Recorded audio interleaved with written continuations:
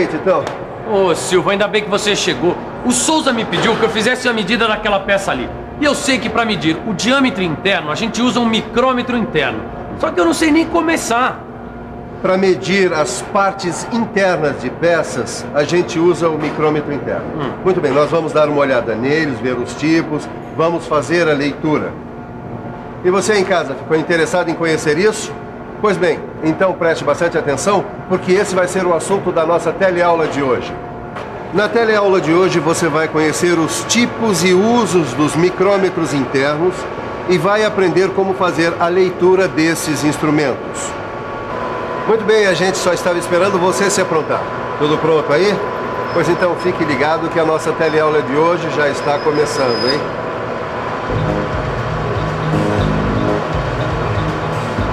Você tem uma ideia de como medir o diâmetro interno deste copo? Nem imagino. Nenhuma. Não. Que instrumento você inventaria para medir a circunferência de dentro do copo? Uma bebida, cerveja. Sinceramente, não sei. Não tenho a mínima ideia, não faço a mínima ideia. Medir diâmetro interno já foi um grande desafio para o homem. Imagine então se for necessária exatidão. Aí são necessários alguns instrumentos. Você conhece o micrômetro interno de 3 contatos? Eu já tinha visto esse micrômetro aqui em outras empresas. Esse daqui é o micrômetro de 3 contatos, não é? É esse mesmo. Eles deviam estar fazendo medições de superfícies cilíndricas internas. Mas vale a pena a gente ir mais fundo e conhecer os vários tipos de micrômetros internos. O que a gente está esperando? Vamos lá, então. Existem 2 tipos de micrômetros internos. Micrômetros internos de 3 contatos e micrômetro interno de 2 contatos. O micrômetro interno de 3 contatos, ele pode ter pontas fixas, como estas aqui, ou pontas intercambiáveis, que podem ser trocadas de acordo com o que se quer medir. E o micrômetro de 2 contatos pode ser do tipo tubular ou tipo paquímetro. Olha aqui, Caio. Esse aqui é o micrômetro interno de 3 contatos. A gente só usa esse tipo de micrômetro em peças como essa aqui, com superfícies cilíndricas internas. Esse tipo de micrômetro, ele dá uma leitura rápida, direta e exata. Peraí, deixa eu ver se eu entendi. Eu vou girando aqui e as 3 pontas vão se abrindo até encostarem na superfície da peça. Aí eu faço a leitura. Agora, como é que ele funciona, isso eu não sei. É que as 3 pontas, elas vão se abrindo, mantendo um ângulo entre si de 120 graus, formando um triângulo com os 3 lados iguais. Esse tipo de micrômetro, a gente diz que ele é autocentrante, porque ele se posiciona sozinho no centro do furo. Daí as pessoas que bolaram esse micrômetro fizeram uma relação entre o quanto as pontas se abrem e qual o tamanho do diâmetro interno, que é o valor que a gente lê. Ô Silva, eu tô com esse monte de peças aqui, todas com superfície cilíndrica interna. E eu tô com esse micrômetro aqui, ó, o de 3 pontas de contato. Só que eu não consigo medir nada. Titão, em muitos casos, o princípio da medição pode ser o mesmo. Só vai ter que haver uma adaptação na ponta do micrômetro, em função das características das peças, entendeu? Então como é que a gente resolve isso? Em alguns micrômetros a gente pode trocar a ponta. São os chamados micrômetros internos de 3 contatos com pontas intercambiáveis, como esse aqui. A gente troca a ponta conforme a necessidade, conforme o caso. Bom, e qual dessas pontas serve para medir o quê? Por exemplo, esta ponta aqui serve para medir peças desse tipo aqui, olha. Dá para ver? Ela tem o furo roscado. Certo. Tá? Estas outras pontas aqui já foram adaptadas para medir peças como essa aqui, que tem um canal sem saída, tá vendo? Aqui dentro. E assim a gente pode contar com vários tipos de ponta na hora da medição. Como é bem bolado isso, hein, Silva? Mas como é que eu faço a leitura nesse micrômetro? Muito bem, vamos lá. Vamos ver como é que se faz a leitura de um micrômetro de 3 contatos. Você lembra como a gente calculou a resolução do micrômetro externo? Resolução você lembra, né, Gregório? É a medida que corresponde ao menor deslocamento do fuso. Bom, eu lembro mais ou menos. Eu lembro que a gente pegava o passo da rosca e dividia em partes menores e iguais. O tambor, a gente pegava o passo do fuso micrométrico e dividia esse valor pelo número de divisões do tambor. Nesse caso aqui, o passo do fuso é igual a 0,5 milímetros e o número de divisões do tambor é igual a 100. 5 décimos de milímetro dividido por 100 igual a 5 milésimos de milímetro. Então, na bainha, eu leio os milímetros e os meio milímetros. E no tambor, eu leio os décimos, os centésimos e os milésimos de milímetro. Levando em consideração que a resolução desse micrômetro é de 5 milésimos de milímetro, a gente pode medir até essa resolução. Bom, a prosa tá boa, mas chega de papo e vamos praticar. Bom, Caio, a leitura é bastante parecida com a do micrômetro externo. Só que a escala da bainha está no sentido contrário aqui, Sofia. Bem observado, Caio. Vamos fazer agora a leitura dessa peça aqui. Tá legal. Eu ajusto o micrômetro e faço a leitura. Na bainha, eu tenho 36 milímetros e 5 décimos. E no tambor, eu tenho 245 milésimos de milímetro. Já tá craque, né, Caio? Agora é só somar. 36 milímetros e 5 décimos, mais 245 milésimos de milímetro é igual a 36 milímetros 745 milésimos. E agora presta atenção aqui, Caio. Quando a gente vai abrindo ou fechando o micrômetro, você sente que tem uma hora que ele para. Pois então, estes são os limites máximo e mínimo da capacidade de medição do micrômetro. Eles têm que ser respeitados rigorosamente. Senão, o micrômetro ele pode sofrer danos que não tem mais conserto. Não dá mais para usar. E não é só na mecânica, não. Às vezes a gente comete erros por não saber ou não ter informações que não tem como remediar. Que tipo de erro que você já cometeu e que depois não teve mais remédio? Erro. Casar. Sair do emprego. A traição. Perder tudo que eu tinha feito e atrasou todo o serviço, não teve remédio. Tive que começar tudo de novo e se desculpando com a chefia, né? Até hoje eu tô me desculpando com ela. Às vezes, ficar mais atento é o melhor remédio para não se arrepender depois.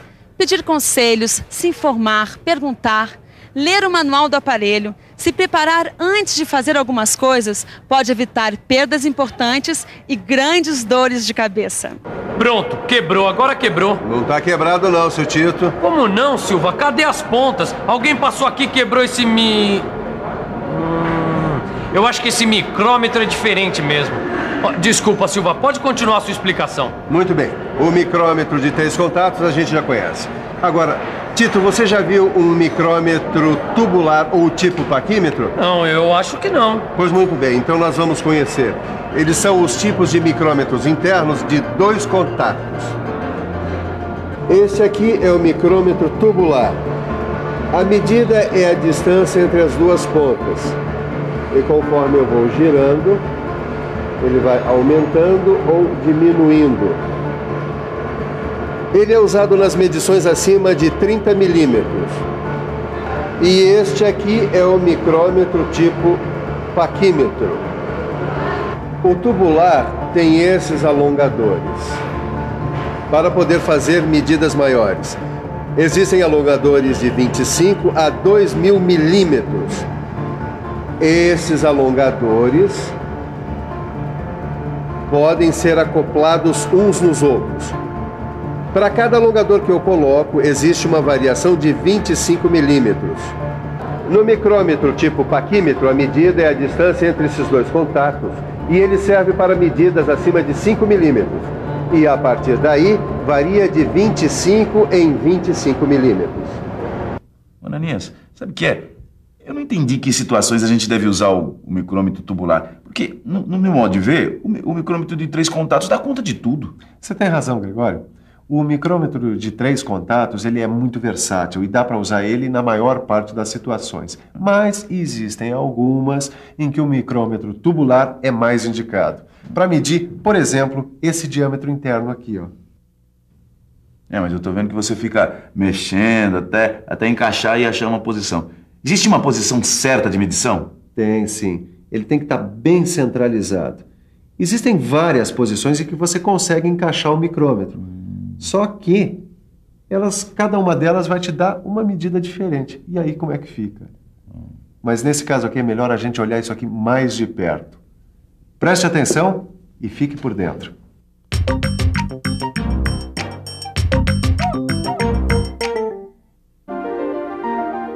Existem uma porção de posições erradas nas quais o micrômetro pode ser encaixado, cada uma dando uma medida diferente. A posição correta é a que acompanha o eixo central da peça medida. A observação atenta é suficiente para colocar o micrômetro na posição correta. Ah, Sofia, é igual ao paquímetro, só que a leitura é feita aqui na bainha e no tambor. A leitura, tanto no micrômetro tipo paquímetro quanto no micrômetro tubular, é igual dos micrômetros externos, que a gente já viu. Tá, e para calibrar esses micrômetros, como é que faz? Lembra que os micrômetros externos de capacidades maiores, a gente calibra usando barras padrão? Nos micrômetros internos, a gente usa algo parecido. São os anéis de referência. Eles já têm uma medida previamente conhecida e correta. A gente faz a medida neles e vê se o instrumento está calibrado. Olha aqui. Este tem 15 milímetros e 999 milésimos. Este tem 35 milímetros e 4 milésimos. Oi, por favor. O que você está fazendo com esse micrômetro? Eu estou medindo a profundidade desse rebaixo. Em que o micrômetro é fundamental aqui nesta indústria? Com ele consigo maior exatidão. O micrômetro nessa indústria é fundamental para medir todas as peças que necessitam precisão superior ao paquímetro. Ele é fundamental no meu trabalho, eu utilizo eles para medir o diâmetro interno das peças.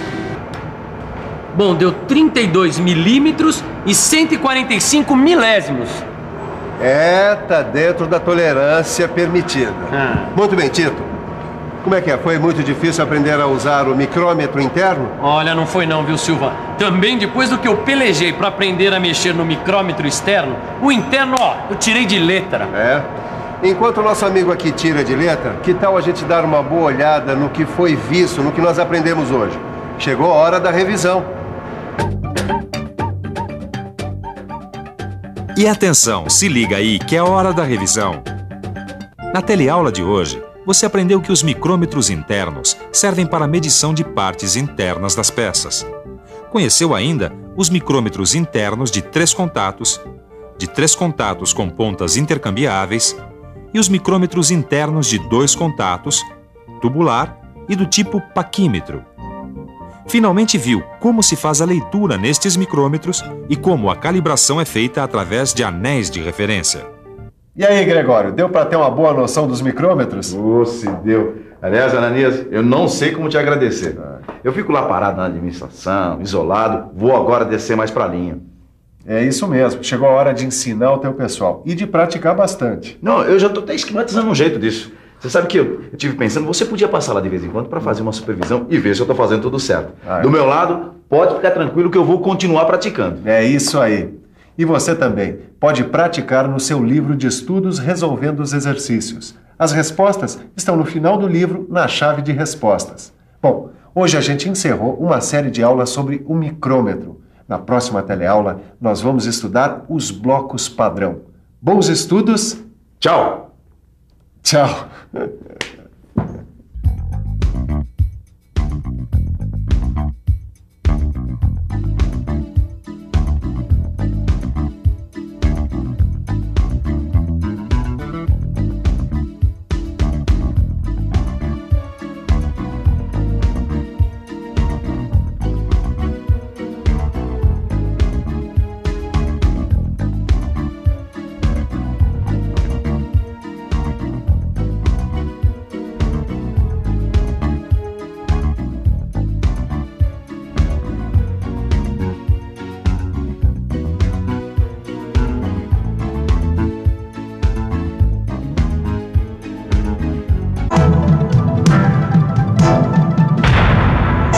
Telecurso 2000, um programa de educação do Sistema Fiesp e da Fundação Roberto Marinho.